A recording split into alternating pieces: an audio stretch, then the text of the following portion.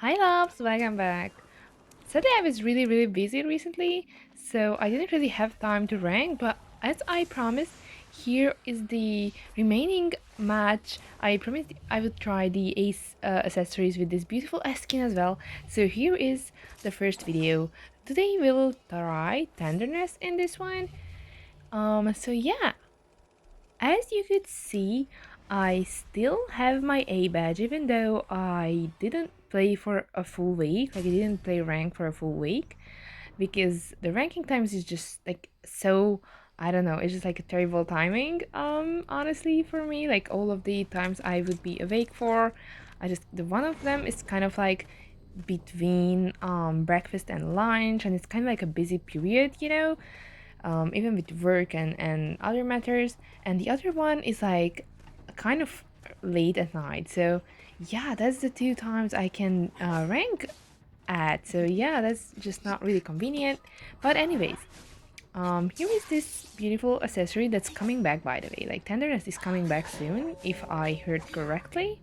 So I think it comes back when the patient and Ada skins come back as well, but I might be wrong. But I just know that this one is actually coming back very soon. So prepare your fragments if you're missing this from your collection, because it is a really romantic and nice cool tone purple accessory. If you don't really want a lot of colors or a lot of extra things, just a little pretty accessory that kind of matches with most of his skins, I would say. But getting back to the topic of ranking and the top 100 and stuff, um, it just kind of made me sad, like, of course it's a good thing that you don't rank for a week and you still manage to keep your spot in the top 100, because that's like, it's really great and fun if you're just an individual player. But if you think about it a bit further, like, that's kind of crazy how nowadays I can skip rank fully for a whole week and even like maybe 2 days. And like I can skip rank overall like completely for 10 days and I can still be in the top 100. And I didn't even go, like, I think I was around like the upper 90s, like I think 93 or 4, whatever. And I still got the badge of 97, I believe. So I like that's it. Like I think it's super crazy that a few seasons ago, when I was like, hardcore playing ranking and trying to get the badge, it was so much harder. Like if you missed rank for one single day and you were like in the 90s, you would probably get like in the I don't know, like 120s by the end of the next day. And now I can like for like in 10 days, almost 10 days, I only went 3 places lower, which I just think is crazy, and it clearly shows how like low JoJo's usage rate is nowadays.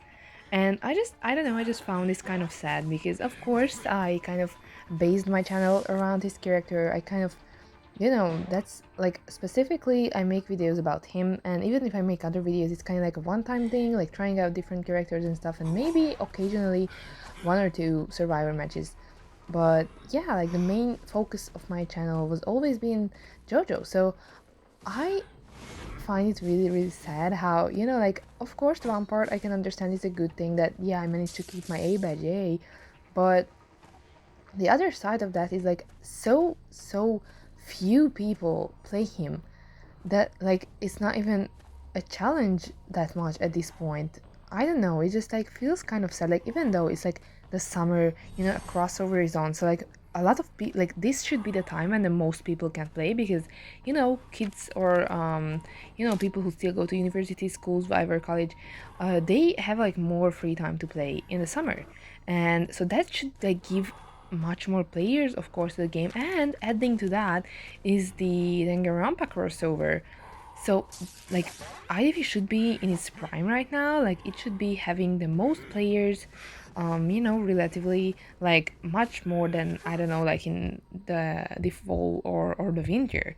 And even then, like, I don't know, it's just really sad if you think about how back in the day you had to, like, keep ranking every day literally to even keep your spot, and now you can just miss 10 days and kind of have the same badge still.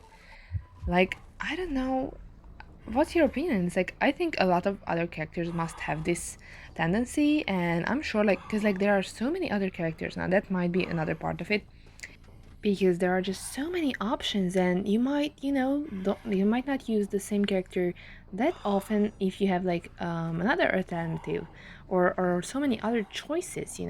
So I don't know, I'm thinking mostly of characters who are not really like S and A tier characters, but more of like the B, C, or lower tier characters who aren't really as strong in the current meta maybe.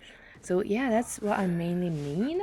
But yeah, like just thinking about it's kind of like I don't know, depressing just because like he's such a unique character, even though like together both his playstyle, of course, it's very very different from other hunters, and also he's like such a unique character by design as well. Like he's one of the few like actually good looking handsome hunters, and he kind of still has this I don't know, like ominous vibe, like this scary vibe with his handsomeness. Like I don't know about you, but like those are the villains I love the most. Who are not like, you know, unpleasant to look at, but like when they are actually like a hot character, like the hot person portraying them, and they are also like have this horroristic side or like scary side, and I feel like that's the most I don't know, blood chilling combination because then you just kind of drawn to that person, and even though like general in like movies and stuff, that's what I mean.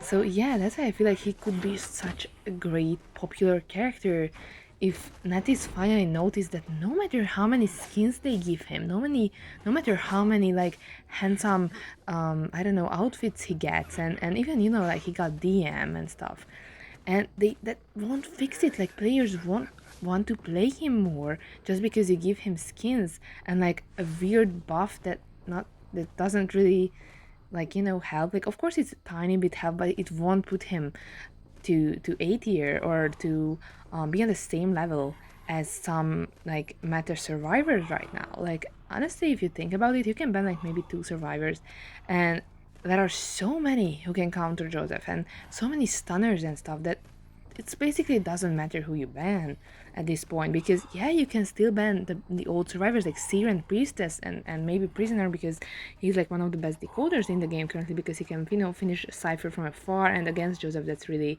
hard counter. So you can ban those three characters, but these characters are already like old characters if you consider the game. And there are so many newer characters, and you don't even think of those if you ban the usual ones. So yeah, I wonder what you guys think about this. Hope you enjoy the gameplay.